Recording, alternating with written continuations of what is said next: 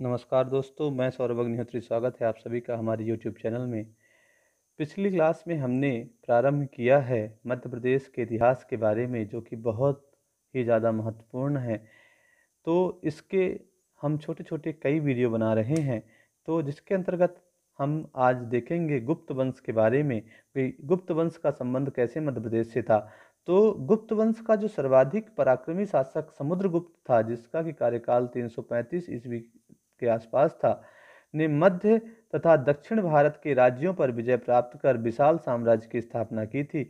और समुद्रगुप्त अपने विजय अभियान के समय सागर में प्रवेश कर दमोह, जबलपुर, मंडला होते हुए दक्षिण की ओर गया था। इस अभियान के दौरान उसने विदिशा को शक सामंत श्रीधर बर्मन पर आक्रमण कर उसे पराजित किया था तथा इस विजय की स्मृति में उसने सागर जिले में एरण में एक स्मारक का निर्माण करवाया था। तो सती प्रथा के अभिलेख भी इसी एरण से मिलते हैं, आपको याद रखना है। समुद्रगुप्त के इलाहाबाद स्तंभ से समुद्रगुप्त द्वारा पराजित अनेक जनजातियों के खरपरिक तथा सनकानिक का उल्लेख है। माना जाता है कि खरपरिक दमोह जिले के बटियागढ़ में पाए गए 2 शिलालेखों में उल्लिखित खरपरिकों के पूर्वज थे। पारिव्राजक नृपः स्तिन के ताम्रफलक पर उत्कीर्ण लेखों में ऐसे 18 वन राज्यों का उल्लेख है जिन्हें समुद्रगुप्त ने पराजित किया था। ठीक है, याद रखना इसको। उसमें एक डाभाल भी थी। डाभाल की राजधानी त्रिपुरी थी, जो जबलपुर के आसपास का क्षेत्र था। डाभाल क्या था ये पूछ सकता है, उसकी राजधानी क्या थी। हो सकता है कभी मध्य प्रदेश के इतिहास के बारे में पूछे तो पूछ सकता है कि उसकी राजधानी क्या थी, तो त्रिपुरी थी। फिर सम्राट चंद्रगुप्त को अपने मंत्रियों और सामंतों के साथ मालवा में एक लंबी अवधि के लिए रुकना पड़ा था। इस तथ्य की पुष्टि विदिशा के निकट उदयगिरी के वीरसेन सावा के गुफा अभिलेख से होती है। और इस गुफा अभिलेख में कहा गया है कि वह अर्थात साव यहाँ यानी पूर्वी मालवा आया। फिर उसके साथ स्वयं राजा चंद्रगुप्त भी थे, जो संपूर्ण विश्व पर विजय पाने के अभिलाषी थे। और वीरसेन साब चंद्रगुप्त द्वितीय का मंत्री तथा युद्ध व शांति विभाग का अधिकारी भी था। इसके अतिरिक्त सैन्य अधिकारी आम्रकार्दव के सांची अभिलेख व चंद्रगुप्त के सामंत सनकानिक महाराज के उदयगिरी शिलालेख भी इस क्षेत्र में गुप्तों के आधिपत्य की पुष्टि रखते हैं। चंद्रगुप्त द्वितीय को श्रेष्ठतम नगर उज्जैन और श्रेष्ठ नगर पाटलिपुत्र का स्वामी कहा गया है। हो सकता है प्रश्न पूछ दे कि चंद्रगुप्त को किसका किसका स्वामी कहा गया, तो श्रेष्ठतम नगर उज्जैन और श्रेष्ठ नगर पाटलिपुत्र का स्वामी भी कहा गया है। ठीक है। और गुप्तकालीन काय नामक सिक्के विदिशा और साकौर से प्राप्त हुए हैं। वहीं दमोह जिले की हटा तहसील के ग्राम साकौर, सैंध तथा कुंडलपुर में विद्यमान गुप्त स्थापत्य शैली के विखंडित मंदिरों से यहाँ पर गुप्त राजाओं के आधिपत्य की पुष्टि भी होती है। ठीक है। वहीं साकौर के उत्खनन से 24 स्वर्ण मुद्राएं प्राप्त हुई हैं, जिस पर 3 गुप्त राजाओं के नाम अंकित। इनमें से 8 सिक्के समुद्रगुप्त के, 15 सिक्के चंद्रगुप्त के तथा एक स्कंदगुप्त का है। ठीक है। अब प्रश्न पूछ सकता है कि गुप्तकालीन अभिलेख मध्य प्रदेश में कौन कौन से हैं। तो सबसे महत्वपूर्ण है मंदसौर अभिलेख, क्योंकि गुप्त सम्राट कुमारगुप्त द्वितीय के शासनकाल का मंदसौर अभिलेख प्राप्त हुआ, जो पश्चिमी मालवा में स्थित है। इन्होंने दसपुर में एक सूर्य मंदिर का निर्माण कराया था। यह अभिलेख साहित्यिक संस्कृत भाषा में उत्कीर्ण कराया गया था, जिससे तत्कालीन सामाजिक, धार्मिक, सांस्कृतिक अवस्था पर पर्याप्त प्रभाव पड़ता है।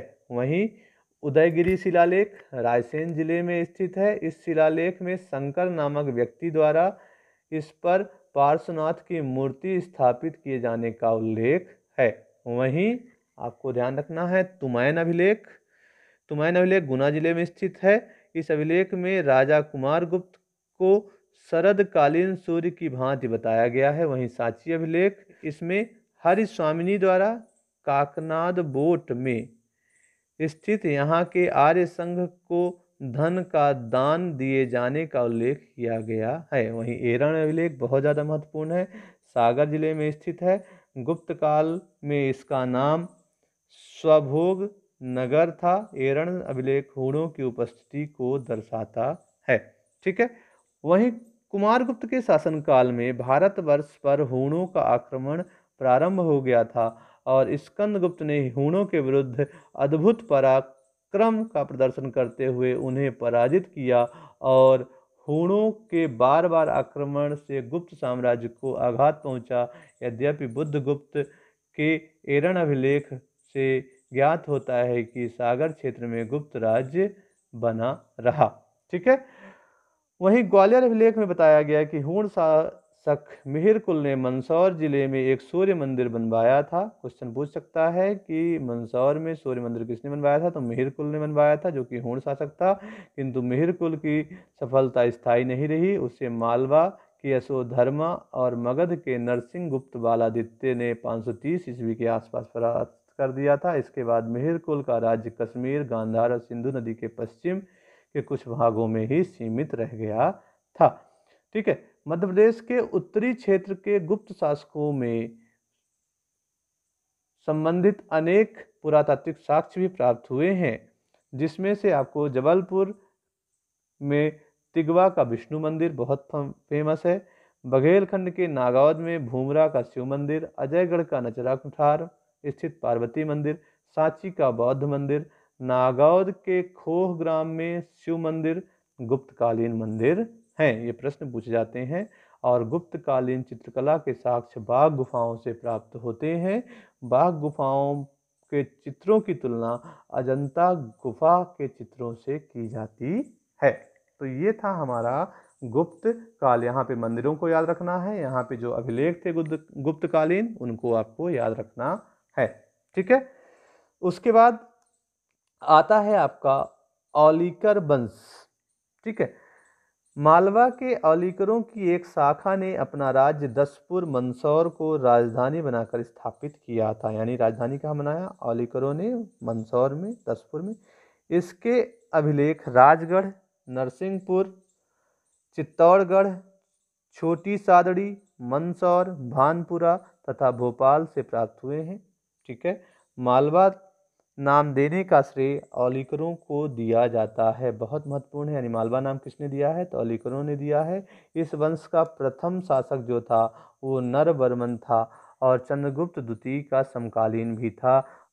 मंदसौर से प्राप्त रेशम काटने वालों की एक श्रेणी के एक अभिलेख से ज्ञात होता है कि कुमारगुप्त प्रथम पश्चिमी मालवा को विजित करने वाला प्रथम गुप्त सम्राट था। और कुमारगुप्त प्रथम ने पश्चिमी मालवा को अपने साम्राज्य में नहीं मिलाया, बल्कि औलीकर शासक बंधु बर्मन या शिव बर्मन का जो पुत्र था को अपने सामंत के रूप में मालवा पर शासन करने का अधिकार दे दिया। और इस वंश का प्रसिद्ध शासक यशोधर्मन था। मंदसौर से प्राप्त दो अभिलेखों में यशोवर्मन की उपलब्धियों का वर्णन किया गया है। ठीक है। और इसमें उसे उत्तरी भारत का महान विजयी सम्राट के रूप में निरूपित किया गया है, ये याद रखना है। और 530 ईस्वी के लगभग जब मालवा पर हुगुणों और बाकाटकों का आक्रमण के कारण अराजकता व्याप्त हो गई थी, तब यशोधर्मन ने स्वयं को मालवा का स्वतंत्र शासक घोषित कर दिया था। उस समय तोरमाण एवं मिहिरकुल के नेतृत्व में हूणों ने मालवा, सागर और एरण पर आक्रमण किए और सागर जिले के एरण में स्थापित एक विशालकाय वराह मूर्ति पर तोरमाण के शासनकाल के अभिलेख उत्कीर्ण हैं। ठीक है। एरण से प्राप्त तांबे के सिक्कों से ज्ञात होता है कि तोरमाण ने महाराज की उपाधि धारण की थी। क्वेश्चन पूछ सकता है कि तोरमाण ने किसकी उपाधि धारण की थी, तो आपको बताना है महाराज की उपाधि धारण की थी।